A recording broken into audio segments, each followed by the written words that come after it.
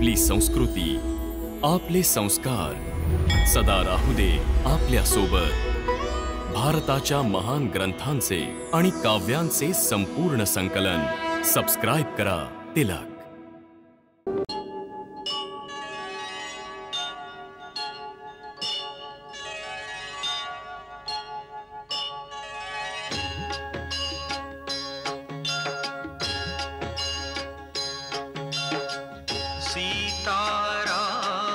चरित अति पावन, मधुर सरस रस किति मन भावन।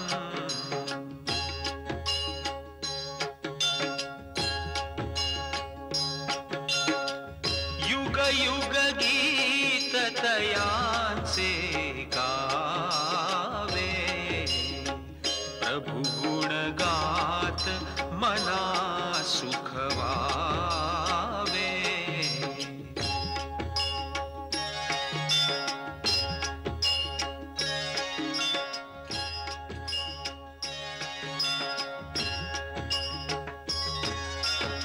मी तुला महासागराच्या किनाऱ्यापर्यंत घेऊन आलीये। इथून देवी सीतेपर्यंत पोहोचण्यासाठी तुला महासागर पार करावा लागेल, तेव्हा तुला सीतेचा ठिकाण समजेल। ईश्वर तुझी ही योजना सफल करू। आता मला बद्रिकाश्रमी जायचंय। कल्याणमस्तु।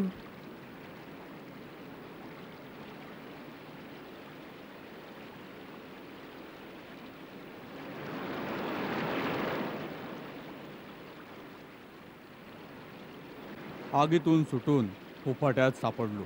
आधी दुर्गम वनात भटकत होतो, आता इथे सागराच्या लाटा मोजत आहोत। असं वाटतंय की सीतामातेचा शोध घेऊन परतायचं यश विधात्यानं आपल्या भाग्यात लिहिलं नसावं।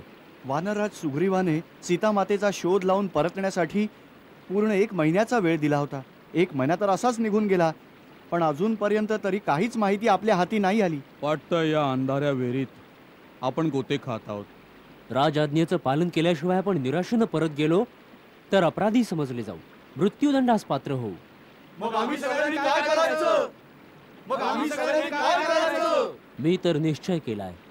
मी आपल्या सर्वांचा नेता म्हणून पाठवलो गेलो होतो। मी या अभियानात हरलो। हरलेल्या नेत्याचं परतणं धिक्कारणीय आहे। त्या अपमानाबद्दल इथंच उपोषण करून प्राण देणं मी उत्तम समजतो। मी इथेच प्राणांतिक उपोषण करून प्राण सोडून देईन। आपणा सर्व गुरुजनांना माझा अंतिम प्रणाम।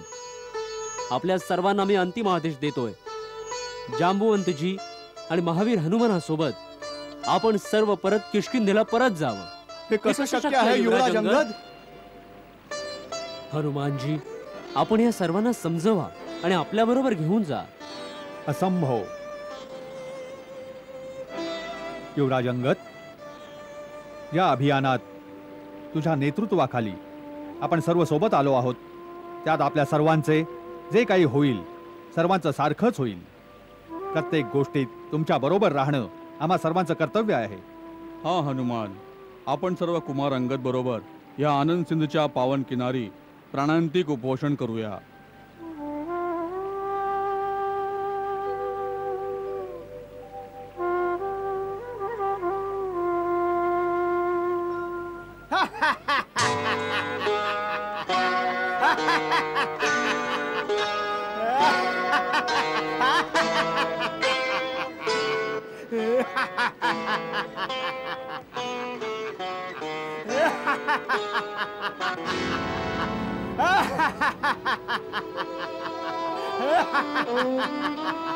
मरायला आलात? किती आनंदाची गोष्ट आहे। मी कधीपासून भुकेला आहे। भगवंत पण किती दयाळू आहेत। एकदम खाण्यासाठी एवढा आहार।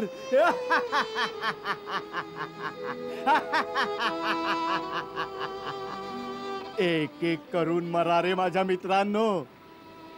जो जसजसा मरेल मला भक्षणासाठी कामी येईल। चला, हे तर अधिक चांगलं झालं। जिवंतपणी हा देह प्रभू श्री रामाच्या उपयोगी नाही पडू शकला, मेल्यानंतर मात्र हा देह तुझ्या उपयोगी पडेल विक्षराज. विक्षराज, सद्गती मिळेल असं समजा. साक्षात सूर्यपुत्र यमराज या गिधाडाच्या रूपात पोचले आहेत. नाहीतर या सिंधू तटावर आपलं कोण आहे? आई नाही, तिची छाया नाही. आपल्या देहाला योग्य ठिकाणी कोण पोचवणार? मृत्यू असो विदेशात, जिथे ना आपले कोणी. देहास खाई जनावर, अग्नीस नाही कोणी. तसंही गिधाडाच्या जातीचे खूप उपकार आहेत प्रभू श्रीरामांवर. आमचे मृत शरीर यांच्या कामी येईल तर प्रभू श्रीरामांवर जे गिधाडांच्या जातीचे ऋण आहे थोडं तरी उतरेल. कुठलं ऋण? तुला माहित नाही? गिद्धराज जटायूने माता सीतेला वाचवण्यासाठी आपले प्राण दिले. प्रभू श्रीरामाने तर की त्याप्रमाणे त्याचा अंत्यसंस्कार केला. जटायू? जनक कन्या सीतेच्या रक्षणासाठी जटायूने तर आपल्या जीवनाची आहुती दिली. श्रीरामप्रभूंची सेवा करता करता पंचवटीमध्ये परमगतीस प्राप्त झाला. जीवन धन्य झाले महात्मा जटायूचे. पुन्हा पुन्हा जटायूचं नाव घेणाऱ्यांनो, कोण आहात तुम्ही? कोण आहात तुम्ही? माझ्या जवळ या, मला सगळी गोष्ट सांगा. जटायू तर माझा छोटा भाऊ आहे. मला स्पष्टपणे सांगा, काय झालं माझ्या बंधू जटायूला?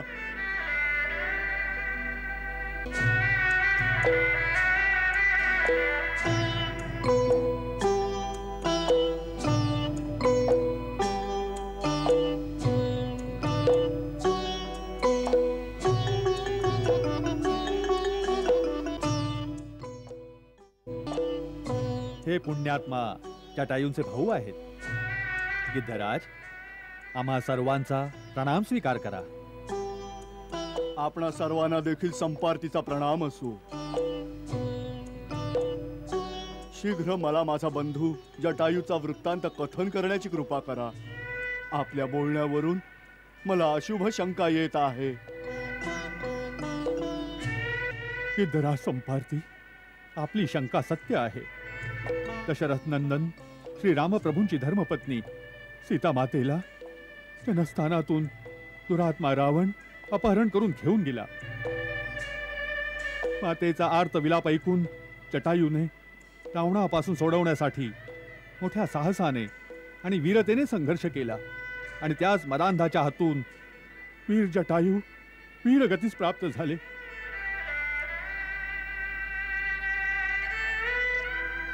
स्वतः श्री रामप्रभूंनी तिथे जाऊन अग्निसंस्कार केले. मरता मरता जटायूनेच सीता मातेच्या रावणाने केलेल्या अपहरणाची बातमी श्रीरामप्रभूंना सांगितली.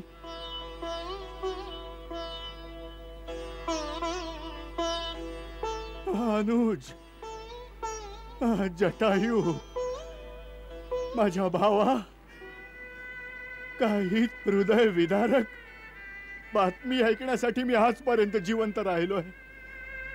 अरे रे, मी जर तुझ्या बरोबर असतो तर तुला नाही, त्या नीच रावणाला मरण आलं असतं. सीता मातेचं अपहरणही झालं नसतं. पक्षीराज, आपण आपल्या भावापासून अलग या अवस्थेत इथं कसे काय पडला आहात? काय सांगू बेटा, तारुण्याच्या उन्मादात मस्त होऊन आम्ही दोघा भावांनी एकदा ठरवलं की आपण सूर्यापर्यंत का नाही पोचू शकत. कैलास पर्वतावर बसलेल्या काही मुनिवरांशी आम्ही पैज घेतली की सूर्याला स्पर्शून सूर्य अस्ताला जाण्या अगोदरच त्यांच्याकडे परत येऊ. बस आमच्या अपार शक्तीच्या घमेंडीत आम्ही दोघं भाऊ आकाशात उडून सूर्याच्या दिशेनं जाऊ लागलो. सूर्याचं प्रखर तेज आम्हाला असह्य झालं. बंधू प्रेमात मी माझ्या विराट पंखांनी जटायूला झाकून घेतलं. तो जळला तर नाही, परंतु बेशुद्ध होऊन जनस्थानी जाऊन पडला. माझे दोन्ही पंख जळून गेले. मी भावापासून विभक्त होऊन पंख आणि पराक्रम गमावून या पर्वतावर येऊन पडलो. आणि तेव्हापासून अत्यंत विवश असहाय्य अवस्थेत दिवस कंठत आहे. इथे बसल्या बसल्या एके दिवशी मी पाहिलं होतं की दुष्टात्मा रावण एका रूपवती तरुणीला आपल्या विमानातून बळजबरीनं घेऊन जात होता. माझा अंदाज आहे ती नक्कीच दशरथ नंदन श्रीरामाची पत्नी असणार.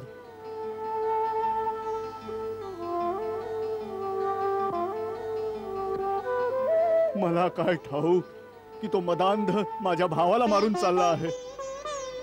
हो पक्षीराज, नक्कीच ती माता सीता होती. काय आपण काही पुढचा ठाव ठिकाणा सांगण्याची कृपा कराल? मी त्यांना पाहू शकतो. आपण त्यांना पाहू शकता? हो, गिधाडाची दृष्टी अपार असते. आपण पाहू शकता तर कृपा करून सांगा ती कुठे आहे?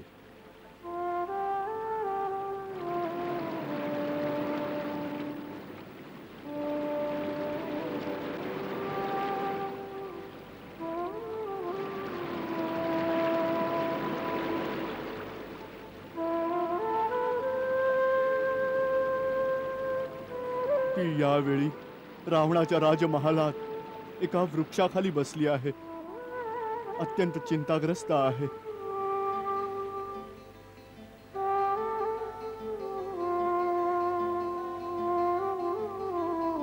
परंतु दुःखाची गोष्ट ही आहे की माझी जर्जर अवस्था आणि पंखहीन असण्याच्या विवशतेमुळे मी ना माझ्या भावाच्या मृत्यूचा बदला घेऊ शकत आणि ना आपली काही मदत करू शकत. केवळ सांगू शकतो. आम्ही तिथे कसं पोहोचू? 400 कोसांच्या ह्या विशाल महासागरापलीकडे त्रिकुट पर्वतावर सोन्याची भवनगरी लंका वसली आहे. तेच मदांध रावणाचं राज्य आहे. तोच सीतेला घेऊन गेला आहे तिथं. जो स्वतःच्या बुद्धी आणि बळानं या 100 योजनांच्या अपार अथांग महासागराला ओलांडू शकेल, तोच ह्या कामास पूर्ण करू शकेल. आत्ताच बातमी कळली आहे. उत्तर दिशेला शोधायला गेलेली वानरसेनाही काहीही शोध न लावताच परतत आहे. आम्ही काय तोंड दाखवू श्रीराम लक्ष्मणांना? काय सांगू त्यांना? अंगद आणि हनुमानाबरोबर दक्षिण दिशेला गेलेले सैन्य दल अजून नाही परतलं महाराज. आम्हाला एकदम निराशही होऊन चालणार नाही. हा केसरीजी, वेळ संपेपर्यंत सुद्धा युवराज अंगद परत नाही आलेले. म्हणूनच दक्षिण दिशेला गेलेल्या वानर सेनेवरच आमची सर्व आशा उरली आहे. आशेचा किरण सागरापलीकडे झळकत आहे आणि आपण निराशेच्या अंधारात असहाय होऊन बसलो आहोत. आतापर्यंत तर रावणाचं ठिकाण समजण्यात अयशस्वी होतो आणि आता ठिकाण कळलंय तर तिथे पोचण्याऐवजी विवश बसलो आहोत. हे श्रेष्ठ, आपण ज्येष्ठ आहात, बुद्धीचं भांडार आहात. आपणच विचार करून या कार्याची योजना बनवा. यात योजना कसली हे तर आता कळलंच आहे की माता सीता कुठं आहेत. आता कसंही करून त्यांचं दर्शन घेऊन सर्व स्थिती जाणून श्रीरामाकडे जाऊन त्यांना सर्व हकीकत सांगायची आहे. हाच तर खरा प्रश्न आहे बंधू, की कोण ह्या 400 कोस समुद्रास ओलांडू शकेल आणि सीता मातेचा शोध लावू शकेल. वास्तविक तुम्हा सर्वात मी सगळ्यात ज्येष्ठ आहे. मी स्वतःच पुढे असलो पाहिजे, परंतु आता वृद्धावस्थेमुळे माझ्यात ती शक्ती नाही राहिली. महाप्रज्ञ जांबुवंतजी, आम्ही असताना आपण जाण्याची आवश्यकता नाही. मी जाईन, मी 400 कोस ओलांडून तर जाईन, परंतु परंतु परतण्याविषयी शंका वाटते. हताश होऊ नका युवराज अंगद. मार्ग मिळाल्यावरही ध्येयसिद्धी होणार नाही असं तर होऊ शकत नाही.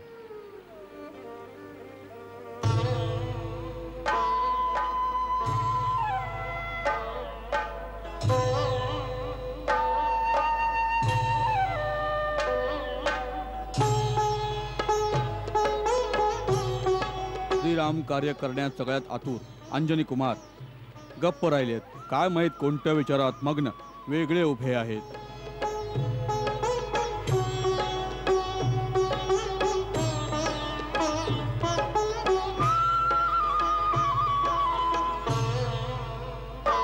अंजनी कुमार, रस्त्यात चुकलेल्या वाटसरूसारखे गोंधळलेल्या स्थितीत तुम्ही असे का उभे आहात?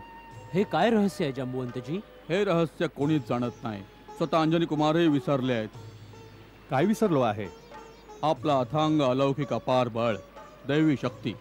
तुमचे भौतिक माता पिता केसरी व अंजनी अवश्य आहेत, परंतु तुम्ही कैलाशनाथ भगवान शंकराचे 11वे रुद्र आहात. वायूचा तीव्र वेग तुमच्या अंगाअंगात सामावला आहे. हे केसरीनंदन, याच कारणाने विश्व तुम्हाला शंकर सुवन आणि पवनपुत्र म्हणून ओळखते. हे हनुमान, तू शापामुळे आपल्या अपार शक्तीला विसरला आहेस. आठव, देवांकडून दिले गेलेले दिव्य तेज आणि अपरिमित बल तुझ्यात राहू शकत नव्हते. तेव्हा तू ऋषीमुनींना आपल्या खोडकरपणाने त्रास देत होतास.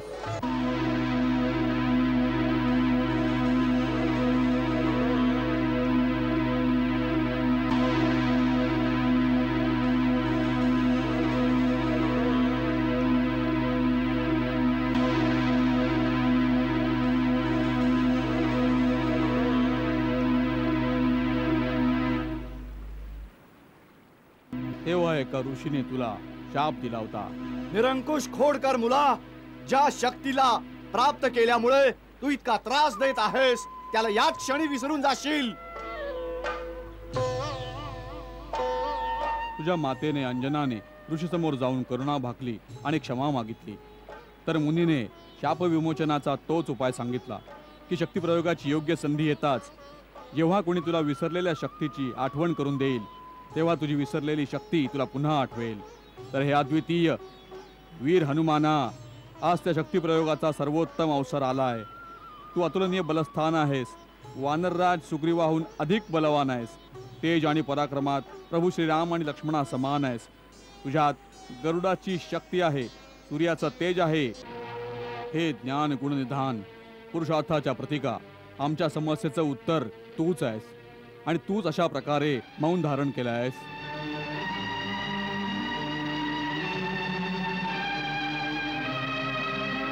हे बलबुद्धी उपासका महाबली हनुमाना, 400 कोसांच्या विशाल महासागरापलीकडे सीता माता अधर्मी मदांध रावणाच्या तावडीत आहे. साधन मिळालंय, सिद्धी तुझ्या हाती आहे बजरंगबली. अत्यंत तेजस्वी हनुमाना, तुझ्यात उसळणाऱ्या उत्साहाने सागराच्या उसळणाऱ्या लाटांवर विजय मिळव. हे वीरा, आता तू लंकेत जाऊन आपल्या नावाचा डंका वाजव. सीतेचा शोध लाव. अधर्मी आणि अज्ञानी असुरांना समज देऊन ये. जाग जाग जाग बजरंगबली, जाग हनुमाना. जागा हनुमान, जागा हनुमानजी, जाग. आपल्या शक्तीला आठवा. जागा हनुमानजी, जागा हनुमानजी, जागा. जागा हनुमानजी, हनुमानजी जागा. हे कपिराज नाही असं कार्य अशक्य आपणास वाटेल जे, अशक्य आपणास वाटेल जे. 7 समुद्रा पार तू जाशील ओलांडूनी जाता एका उडीत, ओलांडूनी जाता एका उडीत. तिन्ही लोकात कुणीही नाही, तिन्ही लोकात कुणीही नाही आपला मार्ग जो रोखू शकेल. कोणीही नाही हो या जगतात संकट मोचन तुमचे नाव.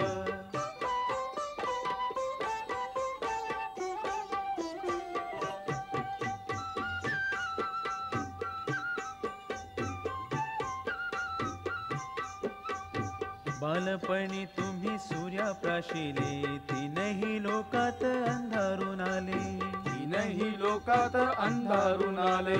जगाकडे ना काय करावे संकट कस हे आता टाळावे, संकट कस हे आता टळावे. विनंती देवाने तुम्हास केली, विनंती देवाने तुम्हास केली. सोडिले तेव्हा हो तुम्ही सूर्याला, कोणीही नाही हो या जगतात संकट मोचन तुमचे नाव. कोणीही नाही हो या जगतात संकट मोचन तुमचे नाव.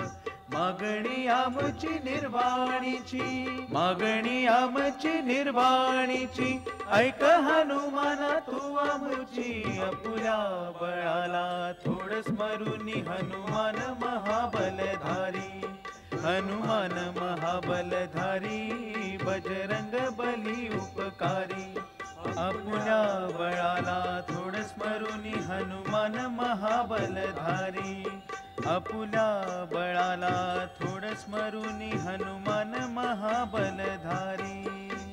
रामाच्या नावाचा जप तू करीसी हर क्षणी उच्चारी राम नामाला, हर क्षणी उच्चारी राम नामाला, रामाच्या चरणी रामाच्या भजनी, रामाचं नाव तुला अति प्यार, रामाचं नाव तुला अति प्यार, रामाच्या सेवका रामाच्या भक्ता, रामाच्या सेवका रामाच्या भक्ता, रामावर आलेल्या संकटाहार कुणीही नाही हो ह्या जगतात, संकट मोचन तुमचे नाव, लंकेला जाऊन राज्य ते मिळव, लंकेला जाऊन राज्य ते मिळव, हवी फक्त तुझीच इच्छा, आपुल्या बळाला थोड स्मरुनी हनुमान महाबलधारी, हनुमान महाबलधारी, बजरंग बली उपकारी, आपुल्या बळाला थोड स्मरुनी हनुमान महाबलधारी, आपुल्या बळाला थोड स्मरुनी हनुमान महाबलधारी.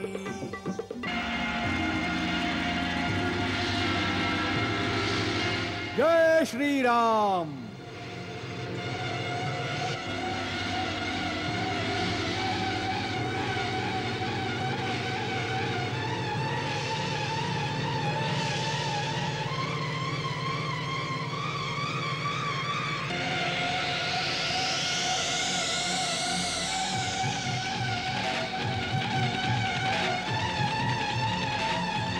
पवनपुत्र हनुमानाचा पवनपुत्र हनुमानाचा पवनपुत्र हनुमानाचा.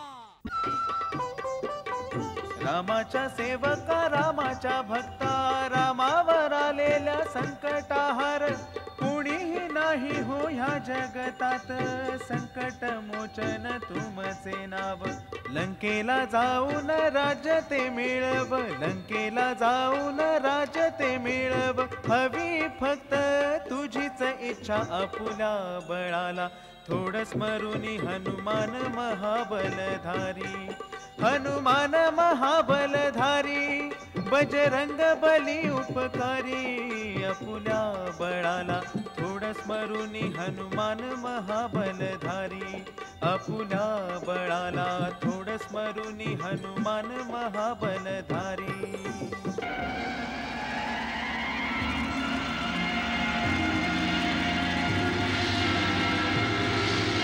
जय श्रीराम.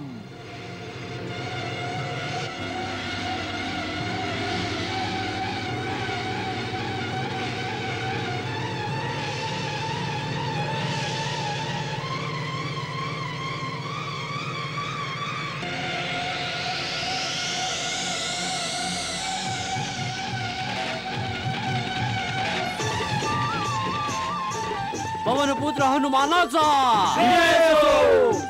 पवनपुत्र हनुमानाचा पवनपुत्र हनुमानाचा पवनपुत्र हनुमानाचा. राम नामाचे पंख लावून हनुमान करे उड्डाण, हनुमान करे उड्डाण, महाबली कपी महातेजमय अद्भुत क्षमतावान, हनुमान करे उड्डाण. जय हनुमान ज्ञान गुण सागर, जय कपीस तिहु लोक उजागर, रामदूत अतुलित बलधामा, अंजनी पुत्र पवन सुत नामा, राम काज करिबे को आतुर अद्भुत क्षमतावान, हनुमान करे उड्डाण.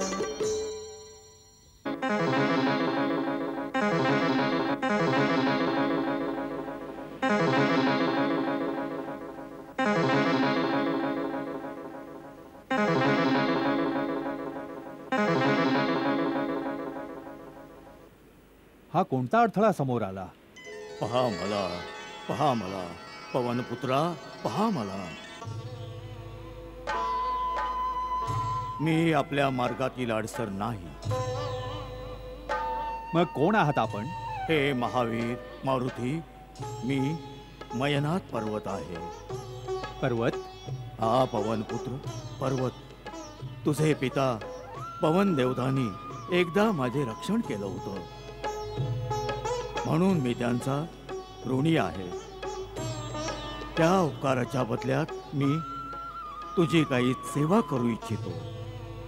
मला समुद्र देवतेनेही हीच आज्ञा दिली आहे, कारण त्यांच्यावर श्रीरामाचे पूर्वज महाराज सगरांचे उपकार आहेत आणि तू रामाच्या कामासाठी जात आहेस, म्हणून समुद्र देवानं मला आज्ञा दिली आहे मी तुला थोड्या वेळासाठी विश्रांती घ्यायला द्यावी.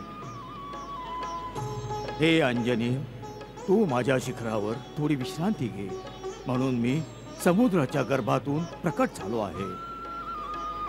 हे आदरणीय मयनाथ, आपले आणि समुद्र देवतेचे शतशः धन्यवाद.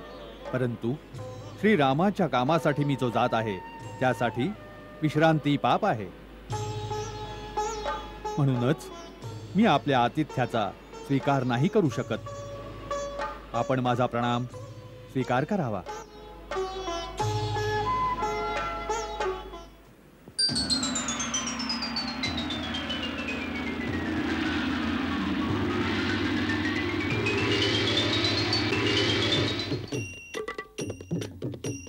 भोजन नाही झोपही नाही करिता पार 400 योजन. तुम्हामुळे धर्मास प्रतिष्ठा जास उपमा तुमची निष्ठा. तीनही लोकी राम भक्त हा कुणी नाही हा समान. हनुमान करे उड्डाण राम नामाचे पंख लावून. हनुमान करे उड्डाण हनुमान करे उड्डाण. महाबली कपि महातेजमय अद्भुत क्षमतावान. हनुमान करे उड्डाण.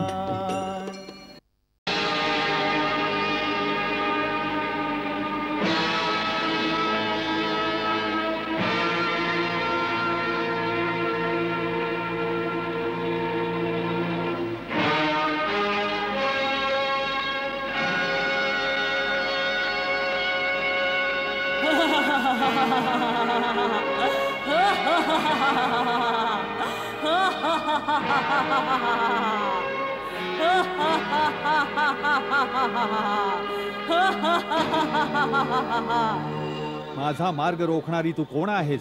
मी सुरसा आहे. तुला काय हवंय? भोजन. आज देवतांनी तुला माझा आहार म्हणून पाठवला आहे. मी तुला खाऊन तृप्त होऊ इच्छिते. परंतु मी तुझा आहार नाही आहे. माझे स्वामी प्रभू श्रीरामांच्या कामासाठी जात आहे. तुझा माझ्यावर काही अधिकार नाहीये. आहे, माझा पूर्ण अधिकार आहे, कारण मी भुकेली आहे. जो भुकेला असतो त्याचा अधिकार सर्वप्रथम मानला गेला आहे. हाच धर्म आहे. म्हणूनच जर तू माझी भूक नाही शमवलीस तर ते धर्माविरुद्ध होईल. हा, जर तुला वाटलं तर कोणी दुसऱ्या जीवास माझं भोजन बनव, जसं महाराज शिबीने केलं होतं. अशा प्रकारे भुकेल्यास भोजन देण्याचा धर्मही निभवला जाईल आणि तुझे प्राणही वाचतील. परंतु माता, आपले प्राण वाचवण्यासाठी कोणा दुसऱ्याचा जीव घेणे धर्म नाही, पाप आहे.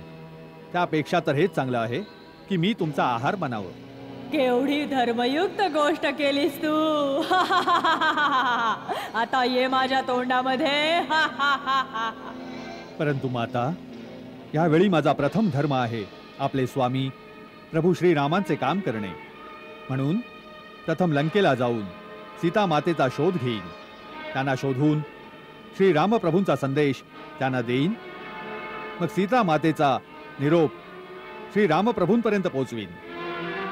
एवढं काम संपन्न झाल्यानंतरच मी स्वतः तुझा आहार बनण्यासाठी इथे पोहोचीन. या गोष्टीचे मी तुला वचन देतो. म्हणून माते, यावेळी मला जाऊ दे. उशीर नको करू. माझा मार्ग सोडून दे. मी तुझ्या या खोट्या वचनांना नाही मानणार. मला ब्रह्माचं वरदान आहे की ज्या मार्गात मी उभी राहीन तिथे कोणीही मला ओलांडून पुढे नाही जाऊ शकत. म्हणून तुला माझ्या तोंडामध्ये यावंच लागेल. तिथून जर निघून जाऊ शकलास तर पाहिलं जाईल.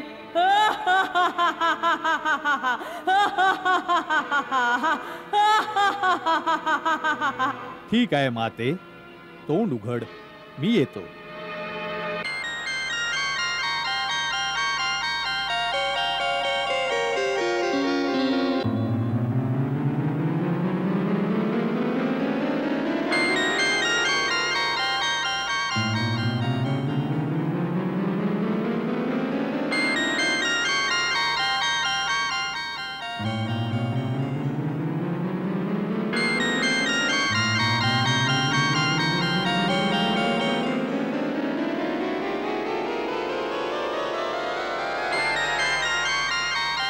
पहा माते, मी ब्रह्माचं वरदान खोटं नाही ठरू दिलं. तुझ्या मुखामध्ये शिरून निघून आलो. तुझे शतशत कल्याण हो पुत्रा. मी वास्तवात नागमाता आहे. मला देवतांनी तुझा पराक्रम आणि विवेकाची परीक्षा घेण्यासाठी पाठवलं होतं. तू त्या परीक्षेत उत्तीर्ण झालास. जा वत्सा, तुझी सर्व कार्य सिद्धीस जातील. ज्याच्याकडे हिम्मत, समज, बुद्धी आणि पराक्रम हे 4 गुण असतील त्याचे यश सदैव निश्चित आहे. तुझ्या मार्फत श्रीरामांची सर्व कार्ये सिद्धीस जातील. धन्य माते.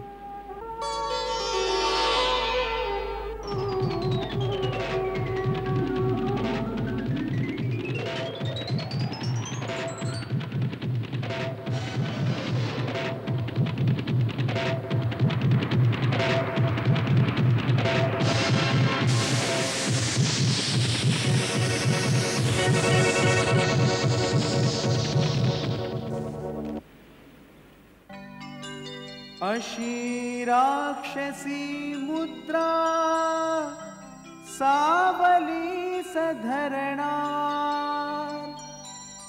उडत्याची छाया धरे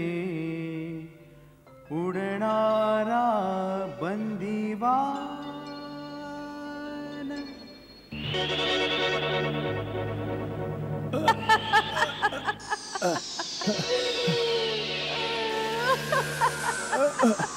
हे कसलं मायाजाल आहे. त्याने माझ्या पराक्रमाला पांगळ बनवलं आहे. माझ्या तीव्र गतीला रोखून धरणारी ही शक्ती कोण आहे?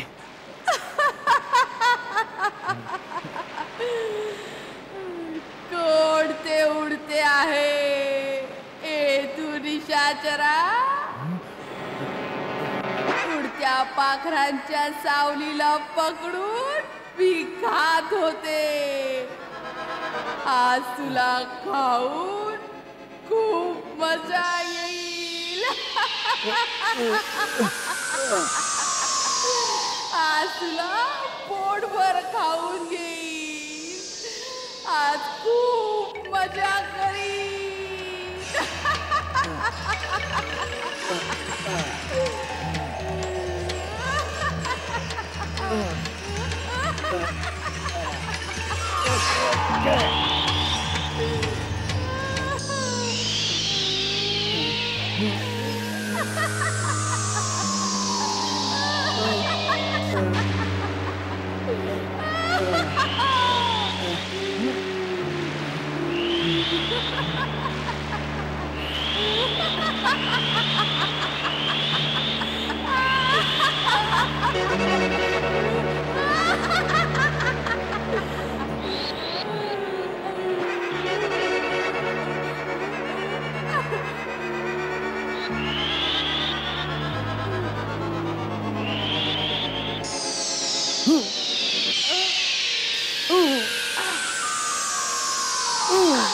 जय श्रीराम, जय श्री श्रीराम.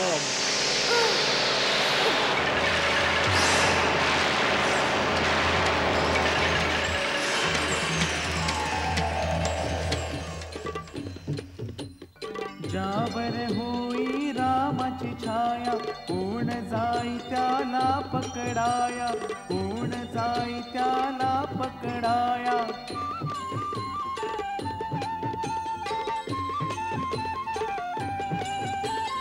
विघ्न अडथळे पार करून निर्भयपणे आकाशी उडता निर्भयपणे आकाशी उडता.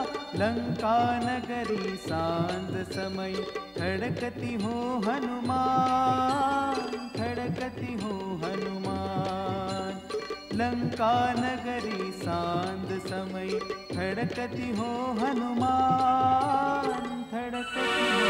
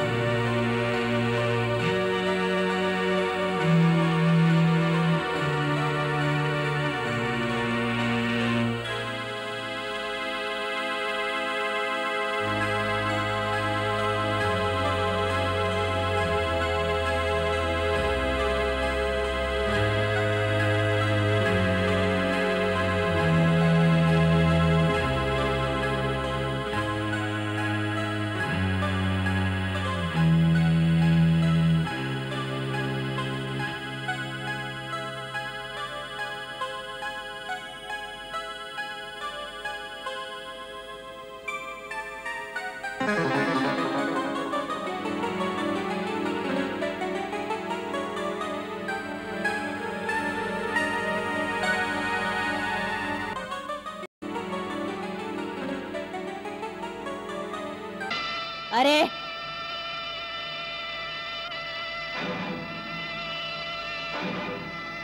कोण आहेस तू जो अशा प्रकारे न विचारता लंका नगरीत घुसू पाहतेस? प्रथम तू सांग की तू कोण आहेस. अरे मच्छरा, मी स्वतः लंका नगरी आहे, लंकेची नगर देवी. म्हणूनच लंकिनी नाव आहे माझं. लंकेचं रक्षण करणंच काम आहे माझं. तू सांग, माझ्या डोळ्यात धूळफेक करून अशा प्रकारे अभेद्य नगरीत घुसण्यामागे काय रहस्य आहे? या अद्भुत मायानगरीला पाहण्याची इच्छा मला इथे घेऊन आली आहे. बस क्षणभर या भूमीवर फिरून थोड्याच वेळात परत येईन.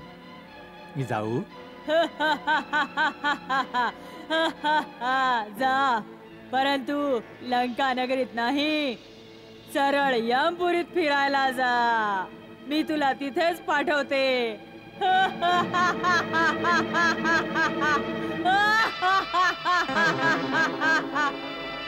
अरे अरे वा रे लंका, तू तर वाजवलास की डंका.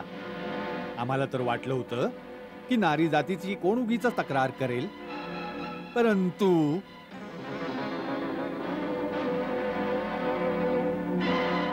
परंतु परंतु मुष्टिका परंतु.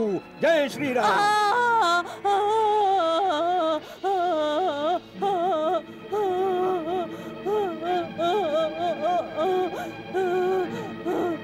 क्षमा करा, एका हातच मी अर्धमेली झाले, दुसऱ्यात यमपुरीला जाईन. मी आपल्याला ओळखलं, भविष्याला जाणलं. काय जाणलंस? जेव्हा ब्रह्माने लंकेश रावणाला वरदान दिलं होतं, ब्रह्माने माझ्यावर पण लंकेच्या रक्षणाचा भार सोपवला होता. जेव्हा मी विचारलं की माझ्या सेवेचा काळ किती आहे, तेव्हा ब्रह्माने सांगितलं की जेव्हा तू एका वानराच्या आघाताने पराभूत होऊन असहाय्य होशील, तेव्हा तू समज की आता राक्षस राज्याचा असुरांसहित नाश निश्चित आहे. लंकेच्या विनाशाची वेळ येऊन ठेपली. ब्रह्माची भविष्यवाणी सत्य होताना दिसतेय. या विधिलिखिताला कोणी टाळू शकणार नाही.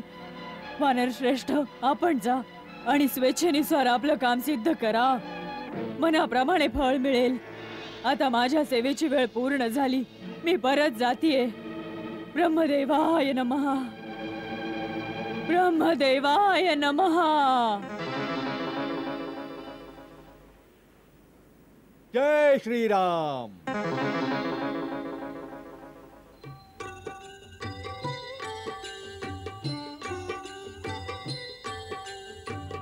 अति लघु रूप करुण हनुमान पाहे नगर असा हनुमान.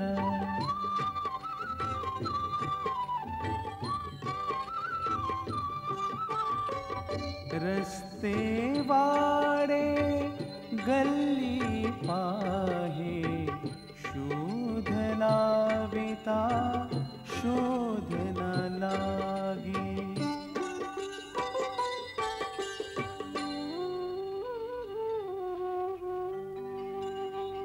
कपटी असा हा दुरात्मा लंकेचा राजा. विलासी झोप गर्व दंभ असे त्याचे रूप. जाने सीता माईस पळविले घ्यावे त्याचे प्राण. मग वाटे ह्या श्रेयाला योग्य नसे हनुमान.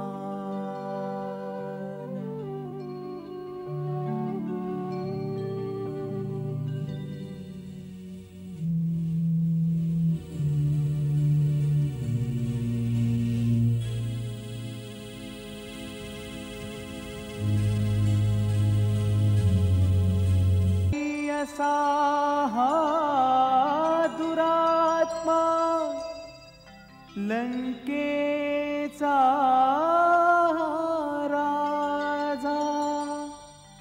विलासी झोप गर्व दंभ असे त्याचे रूप.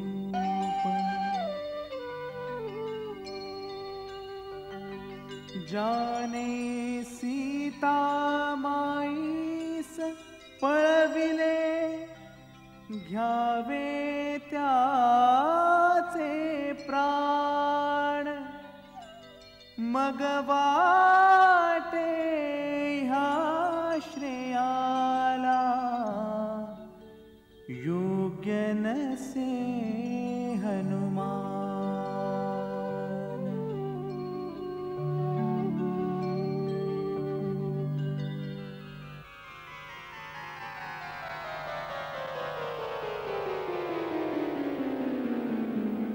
शोधत शोधत सीताला कपी गाठे ते ठिकाण. शंख चक्र तुळशी जिथे निश्चित तिथेच राम.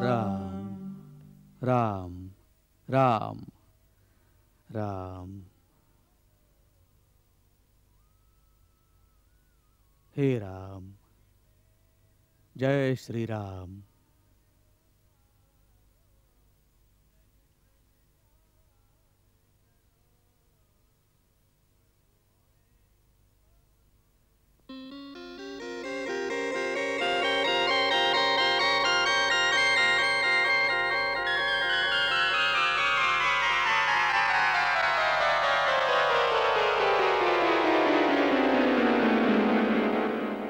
श्रीराम जय राम जय जय राम.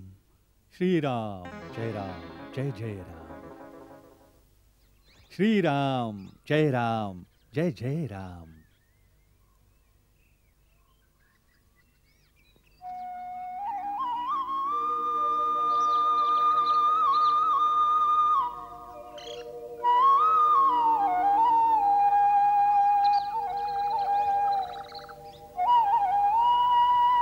जय श्रीराम. जय श्रीराम. आपण हे देवा, आपण कोण आहात? लंकेत श्रीरामाचा विजय असो म्हणण्याचं साहस करणारे आपण कोण आहात? आणि या महालात कसे आलात? आकाश मार्गातून जात होतो. या अंगणामध्ये तुळशी वृंदावन पाहून भिंतीवर शंख आणि चक्राचं चिन्ह पाहून समजलो की हे कुणा नारायण भक्ताचं घर आहे. ह्याच कुतूहलापोटी आपल्या दर्शनासाठी थांबलो. आणि आता उरला श्रीरामांच्या जय जयकाराचा प्रश्न. तर श्रीमान, हाच प्रश्न मी आपल्याला विचारू इच्छितो. मी तर बाहेरून आलोय, काही म्हणू शकतो, परंतु आपण तर लंकेचे निवासी असूनही श्रीरामांची जय म्हणण्याचे साहस करू शकता. असे साहसी वीर आपण कोण आहात? काय आपण राक्षस कुळातील नाही आहात? मी राक्षस कुळातीलच आहे, परंतु श्रीरामाचा भक्त आहे. का राक्षस जातीला श्रीराम प्रभूंच्या भक्तीचा अधिकार नाही आहे? त्यांच्या भक्तीचा अधिकार तर प्राणीमात्रांना आहेच. प्रभू आपल्या भक्तांमध्ये उच्च नीच, जाती जातीत भेद नाही करत. त्यांच्या निकट तर देव, दानव, मानव इतकंच नाही तर पशु पक्षातही काही भेद नाहीये. त्यांची भक्ती सगळ्यांसाठी सुलभ आहे. मला तर केवळ इतकंच कुतूहल आहे की राक्षस जातीत असा कोणता वीर आहे जो श्रीराम प्रभूंचा भक्त आहे आणि लंकेत राहण्याचे साहस करू शकतो. त्यासाठीच आपला परिचय जाणू इच्छितो. मी महर्षी विश्वाचा पुत्र आणि महाराज रावणाचा छोटा भाऊ विभीषण आहे. जर लंकेत राहण्याचाच प्रश्न असेल तर हे महात्मा, मी त्याच प्रकारे इथे राहतो जशी दातांच्या मध्ये जिव्हा राहते. परंतु या दुःखद अवस्थेतही एकच आशा आहे की एक दिवस मला श्रीरामाचं दर्शन होईल आणि ते माझा उद्धार करतील. किती आश्चर्याची गोष्ट आहे. आपण अजून श्रीरामांना पाहिलं सुद्धा नाही आणि त्यांची भक्ती करत आहात. हे कसं शक्य झालं? ब्राह्मण देवता, आम्ही तिन्ही भावांनी एकत्रच कठोर तपश्चर्या करून ब्रह्मदेवाला प्रसन्न केलं होतं. जेव्हा ब्रह्मदेवाने वरदान मागण्यास सांगितलं तेव्हा मोठ्या भावांनी शक्ती मागितल्या आणि मी केवळ श्रीनारायणाची अनन्य भक्ती आणि त्यांच्या दर्शनाचा वर मागितला. तेव्हा ब्रह्मदेवाने सांगितलं की जेव्हा श्रीनारायण रामरूपात अवतार घेऊन लंकेत येतील तेव्हा तुला त्यांचं दर्शन होईल. तेव्हापासून मी त्यांची वाट पाहत राम नामाचा जप करत आहे. धन्य आहात आपण आणि धन्य आहे आपली भक्ती. आता आपण आपला परिचय द्या की आपण कोण आहात. आपण आत्ताच सांगितलं की आपण बाहेरून आला आहात. आपण कोणी हरिभक्त आहात, कोणी देवता आहात, का स्वतः श्रीराम आहात जे मला आपलं दिव्य दर्शन द्यायला इथे आले आहेत? राम राम राम. आपण मला कुठे पोहोचवलं तर राजन? मी तर एक अधमातली अधम व्यक्ती आहे. एका अशा कुळातला आहे ज्याचे पहाटे नाव घेणंही अशुभ मानलं जातं. माझा हा खोटा वेश आहे. माझं खरं रूप वानराचं आहे. माझं नाव हनुमान आहे. प्रभू श्रीरामांची उदारता पहा. माझ्यासारख्या सद्बुद्धीहीन व्यक्तीलाही आपला सेवक बनवलं आणि सेवकावर तर त्यांचं विशेष प्रेम असतं. म्हणून हे विभीषण, प्रभू श्रीरामांच्या अनुग्रहावर सदैव विश्वास असायला हवा. तेव्हा जीव आपल्या कर्तव्य पथावर ठामपणे राहू शकतो. हे हनुमान, आपल्या या गूढ उपदेशाने माझी बुद्धी स्थिर आणि चित्त शांत झालं आहे. आता मला विश्वास वाटत आहे की मला अनाथ समजून एक दिवस प्रभू माझ्यावर अवश्य कृपा करतील. या उपकारासाठी मी आपल्याला शतशत प्रणाम करतो.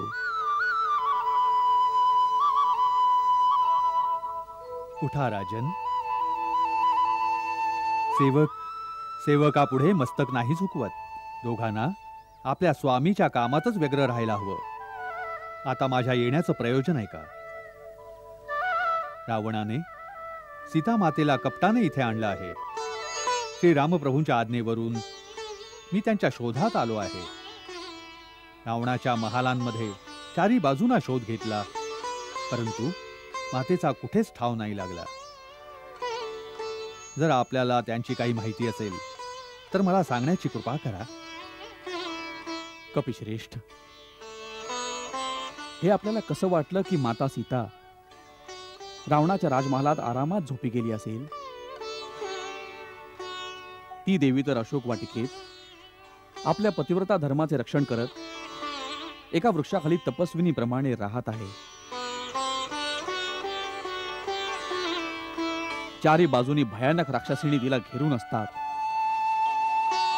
अशोक वाटिकेच्या बाहेर मोठे मोठे भयानक राक्षस पहारा देत असतात. म्हणून आज जाण्याआधी तुम्हाला त्यांच्याशी युद्ध करायला लागेल. त्यासाठी खूप शक्तीची आवश्यकता आहे आणि आपण तर एकटेच आहात. मी एकटाच त्यांच्यासाठी खूप आहे, परंतु माझ्या मते तरी हे उचित नाही होणार.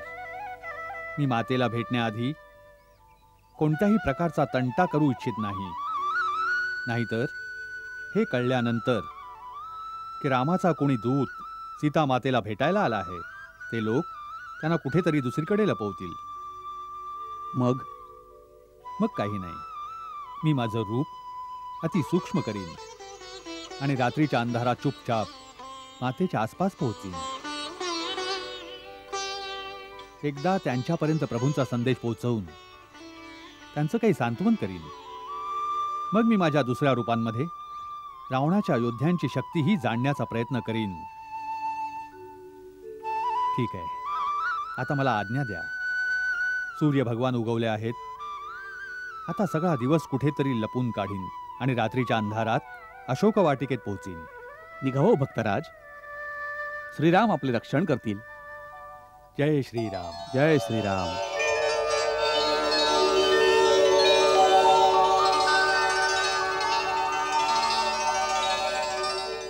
हनुमानजी लंकेत तर पोचले असतील. मार्गात अडथळे तर नसतील आले ना? जे भक्ती, श्रद्धा आणि दृढनिश्चयाने आपल्या कर्तव्यपथावर अग्रेसर होतात, त्यांच्या मार्गात जरी कोणता अडथळा आला तरी तो अधिक काळ टिकत नाही. हनुमान वीरही आहे आणि भक्तही आहे. ते अवश्य सफळ होऊन येतील. काय जाणो, अजून त्यांना सीतेचं दर्शन झालं असेल की नाही? जर देवी सीता लंकेत असेल तर कुठल्याशा युक्तीने हनुमान त्यांच्यापर्यंत पोहोचतीलच असा माझा विश्वास आहे. सूर्य जसा जाई चंद्र जसा येई अशा सायंकाळी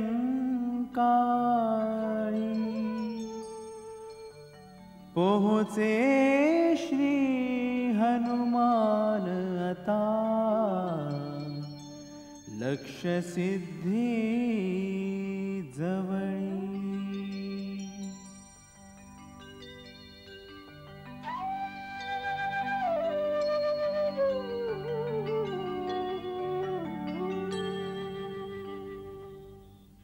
मत दुर्बल संतप्त मनी धरी रामाचा ध्यास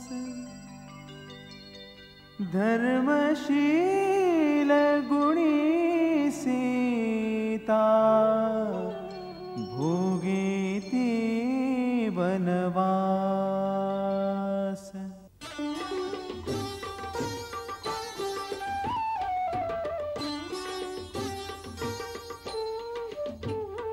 चारित्रहि सत्वशील पावित्रहि शोभते नेत्री असे भावहि रामासती जणु शोधते.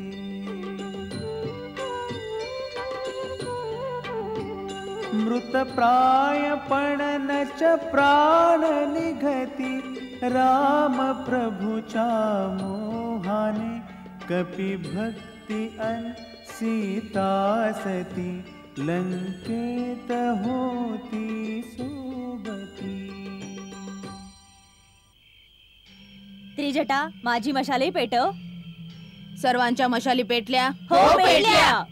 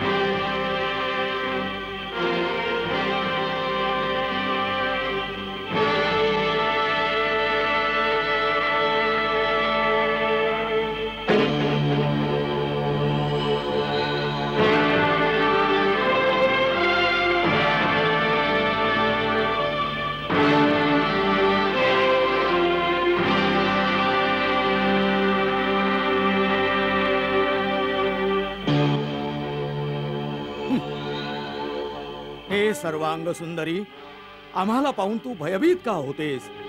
आम्ही तर तुझ्यावर प्रेम करतो. हे अनुपम सौंदर्य ब्रह्मदेवाने केवळ तुला प्रदान केलं आहे. तुझ्या पश्चात असं रूप त्यांनी कोणा दुसऱ्या स्त्रीला नाही दिलं. अशा रूप सौंदर्यवान स्वामिनीचं अशा प्रकारे जमिनीवर झोपणं, निरंतर चिंता करत राहणं, मळके कपडे घालणं, अनेक अनेक दिवस उपवास करणं, हे सर्व तुला शोभा नाही देत. तुझ्यासाठी तर आमच्या महालात दिव्य अलंकार, हिरे, मोती, माणिक, रेशमी वस्त्र, जगातील सर्वोत्तम भोजन, बहुमोल पेय पदार्थ, अर्थात जगातली सर्व सुख हात जोडून तुझ्या सेवेसाठी उभे आहेत. तू तिथं आलीस तर राणी मंदोदरी आणि आमच्या सहस्त्र स्त्रिया दासी बनून तुझी सेवा करतील.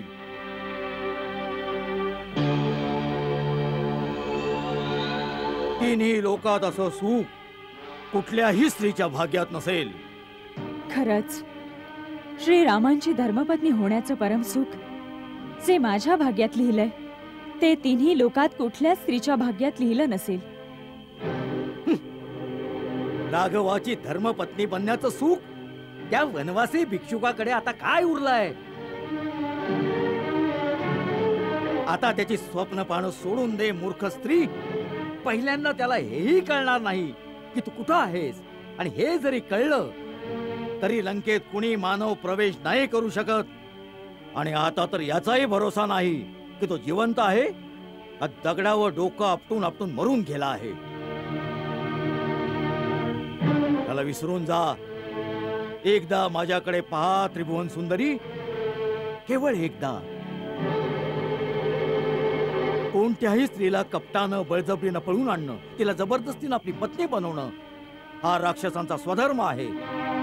तरीही आम्ही तोपर्यंत तुला स्पर्श नाही करणार जोपर्यंत तू स्वतः आमच्या प्रेमाचा स्वीकार करून आमच्या बाहूत नाही येणार. रावणा, काजव्याच्या चमकण्याने सरोवरात कमळं नाही फुलत. याद राख, ज्या प्रकारे सूर्यापासून त्याची किरण वेगळी नाही होऊ शकत, त्याच प्रकारे मी ही श्रीरामांपासून अभिन्न आहे. ज्या प्रकारे एक पापी पुरुष सिद्धीसाठी पूजेचा अधिकारी नाही होत, त्याच प्रकारे तू माझ्या याचनेचेही योग्य नाहीस. मी पतिव्रता आहे. मी एका मोठ्या कुळात जन्म घेतलाय. माझा एका पवित्र कुळाशी संबंध आलाय. माझ्याकडून कुठलंही लोकनिंदेचं काम संभव नाही होऊ शकत. तू तुझं मन माझ्यातून काढून घे, नाहीतर याच पापाच्या आगीत तू आपल्या सुवर्ण लंकेसहित भस्म होऊन जाशील. तुला श्रीरामांच्या शक्तीचा अंदाजही नाही. त्यांच्या धनुष्याच्या टणत्कारानेच लंका द्वीपसमुद्राच्या आत बुडून जाईल. तुझ्या एकट्याच्या पापामुळे सर्व जगात राक्षस कुळाचा विनाश होऊन जाईल. बस, खूप झालं आता त्या वणवण भटकणाऱ्या वनवासीच्या शक्तीचं वर्णन. सीते, आम्ही प्रेमामुळं तुझ्याशी गोड बोलतो, याचमुळे आम्हाला मृदू समजून तू आमच्या शक्तीला नाही ओळखलंस. भुवई नुसती उंचावली तरी सूर्य चंद्र भीतीनं आपापल्या जागेवर थरथरत उभे राहतात. आमची गर्जना ऐकून हिमालय डगमगू लागतो. समुद्र, आकाश, पाताळात राहणारे समस्त देव, दानव, यक्ष, गंधर्व, किन्नर, नाग, असुर, इतकंच काय नवग्रह सुद्धा आमच्या आदेशाच्या प्रतीक्षेत हात जोडून उभे राहतात. जर असाच आपल्या शौर्याचा गर्व होता तर त्या दिवशी कपटाने माझे पती आणि दिराला आश्रमापासून दूर पाठवण्याचं कारस्थान रचलं नसतंस आणि त्यांच्या निघून जाण्यानंतर माझं अपहरण केलं नसतंस. जर ते त्यावेळी तिथेच असते तर त्याच वेळी ह्या दुष्कर्माचं फळ तुला मिळालं असतं आणि ह्या पृथ्वीवरून तुझ्यासारख्या पाप्यांचं ओझं कमी झालं असतं. तुला माहित होतं की युद्धात त्यांच्या बरोबर जिंकणं असंभव होतं.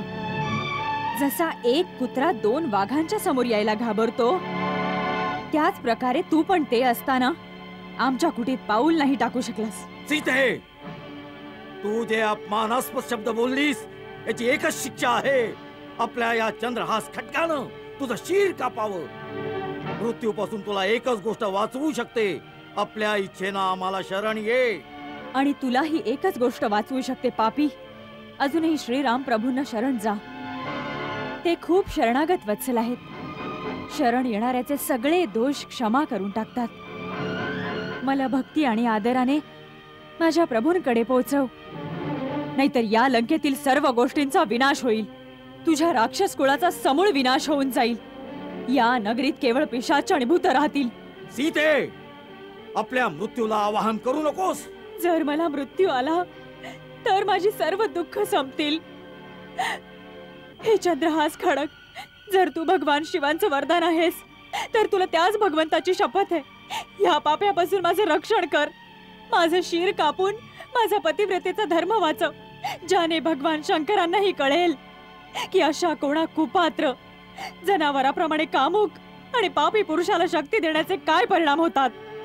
ठीक आहे, तर घे. मंगल भाव मनात जपोनी, दशरथ राज आनंदे मनोमानी.